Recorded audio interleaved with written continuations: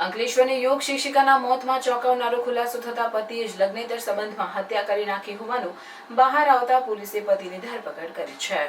અંકલેશ્વરના યોગ ટ્રેનર હિના ચૌહાણ મોચીવાડ ખાતે નિવાસસ્થાન 21 મીના રોજ દાદર પરથી પડી જવાથી મૃત્યુ પામ્યા હતા। ઘટનાની જાણ હિનાના ભાઈ ભાવેશને થતાં તેની બહેનની હત્યા કરવામાં આવી હોવાની આશંકા સાથે ફરિયાદ નોંધાવી હતી। પોલીસે મૃતદેહનું પેનલ પોસ્ટમોર્ટમ કરાવી તેના પતિ દીપક ચૌહાણની પૂછપરછ આદરી હતી, જેમાં દીપકે 2 દિવસ સુધી જૂઠાણું ચલાવી તેણે પરિવાર અને પોલીસને ગેરમાર્ગે દોરવાનો પ્રયાસ કર્યો હતો, પરંતુ આખરે તેણે ધક્કો મારતા પત્ની પડી જતા થયેલી ઈજાથી તે મોત થયું હોવાની કબૂલાત કરી હતી।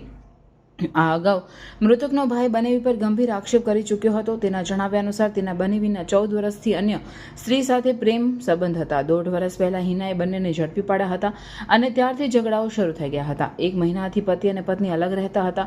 હિનાબેન રાત્રિના સમયે કૃષ્ણનગરના ભાડાના મકાનમાં સૂવા માટે જતા હતા।